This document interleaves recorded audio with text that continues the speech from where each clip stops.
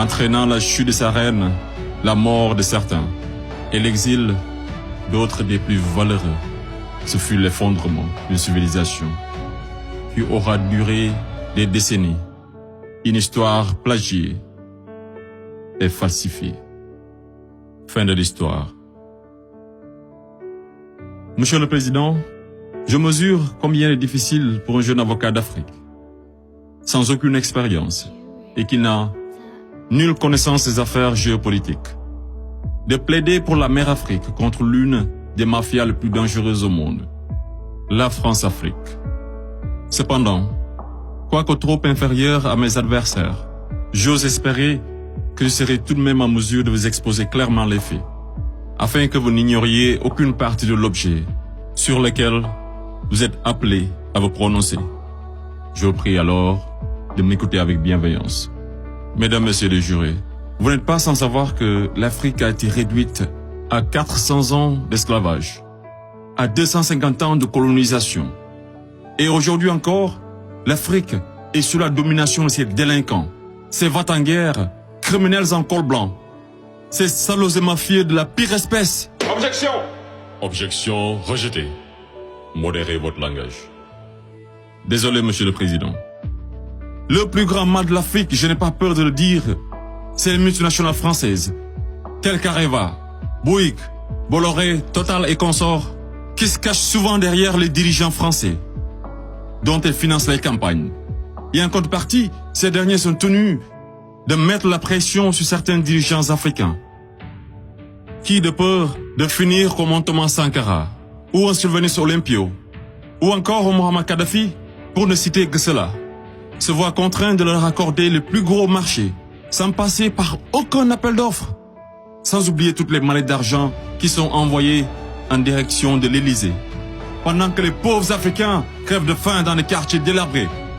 Et on s'étonne de voir de jeunes Africains désespérés s'embarquer sur le navire de fortune à la quête d'une vie meilleure.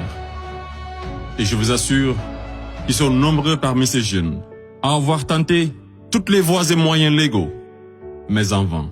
Pendant ce temps, la France et l'Union européenne se font des fortunes derrière leur business le plus lucratif, les demandes de visa Schengen, qui sont pour la plupart rejetées sans aucun motif valable.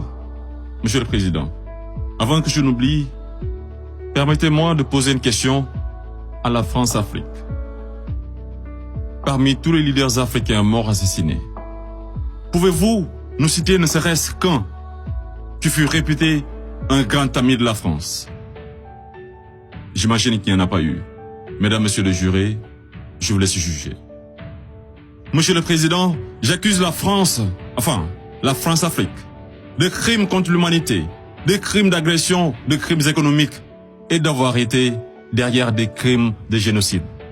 La plupart des dirigeants français sous la Ve République me rappellent des propos d'un homme sage qui disait, je cite, « Les postes éminents rendent les grands hommes encore plus grands et les petits hommes encore plus petits. » Fin de citation.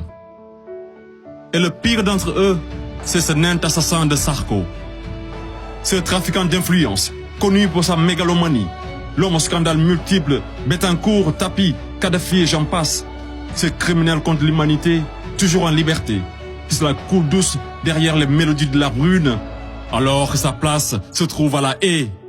Vous lui direz que malgré tous ces mensonges, avec la complicité de certains médias, que le monde entier, et les Africains en particulier, connaissent toute la vérité sur les véritables raisons de l'assassinat de Kadhafi, sous les applaudissements de Bernard-Henri Lévy, et sur la chute orchestrée de Laurent Gbagbo, qui aurait commis un crime de lèse-majesté en voulant tout simplement ouvrir son pays à la concurrence internationale, en exprimant aussi sa volonté d'établir un rapport d'égal à égal avec la France, et en souhaitant revoir le contrat qui liait son pays à l'entreprise Bouygues. Bouygues, du fameux Martin Bouygues, un ami intime de Sarko, par ailleurs parrain son fils du nom de lui, tous les deux impliqués dans le conflit ivoirien. Ce n'est pas un hasard. Mesdames, Messieurs les jurés, ai-je besoin d'en rajouter un mot pour que vous compreniez ce jeu d'échecs qui se joue sur le dos de pauvres Africains? alors qu'ils doivent tout à l'Afrique. C'est grâce aux Africains que vous avez une république que vous appelez la France. C'est grâce aux Africains que vous êtes enrichis. C'est grâce aux Africains que vous avez aujourd'hui votre statut de 5e puissance mondiale avec un droit de veto au sein de l'ONU. Et c'est encore grâce aux Africains que vous avez 2 Coupes du Monde à votre compteur. Qu'attendez-vous encore des Africains? Qu'on vous ramène la Lune? Ayez au moins un peu de décence et respectez les Africains, surtout les Noirs et les Arabes qui vivent en France. Monsieur le Président, je voudrais par ailleurs, et si vous me permettez de parler brièvement de la Cour pénale internationale.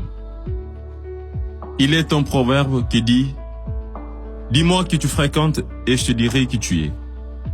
Je propose de jeter un coup d'œil sur le profil des procureurs de la CPI. Commençons par l'actuel procureur de la CPI, une dame que je respecte pour 2 raisons. Pour son courage, pour avoir prouvé qu'être une femme et noire ne saurait être un obstacle à la réussite sociale, que la femme noire était capable de s'imposer partout et devant n'importe qui, et pour son combat pour la défense des droits des femmes. Mais devrions-nous faire semblant d'oublier qu'elle fut procureure générale, proche collaboratrice et conseillère juridique du président, et ministre sous l'une des pires dictatures de l'histoire de l'Afrique, sans jamais démissionner? N'est-elle pas comptable de ce régime? Le premier procureur de la CPI, l'Argentin Luis Moreno Ocampo, une haute personnalité dont le nom est impliqué dans les affaires de viol, de corruption, d'abus de pouvoir. Un procureur de la CPI qui détient avec son épouse des entreprises offshore dans les paradis fiscaux des îles Vierges, de Panama et de Belize. Et c'est le même type qui aujourd'hui offre ses services aux personnalités poursuivies par la CPI afin de les aider à échapper au séjour à la haie, moyennant de grosses sommes d'argent. Et tenez-vous, qui sont 123 pays à avoir ratifié le traité de Rome. Et sur 10 enquêtes ouvertes, 9 sont africaines. Je me pose la question à savoir, sommes-nous dans une cour pénale internationale ou africaine? Voilà une cour qui représente pour les Occidentaux un instrument d'oppression et de domination des Africains et de leurs dirigeants. C'est pourquoi l'Afrique a besoin d'une cour pénale africaine, par les Africains, rien que pour les Africains et financée par les Africains.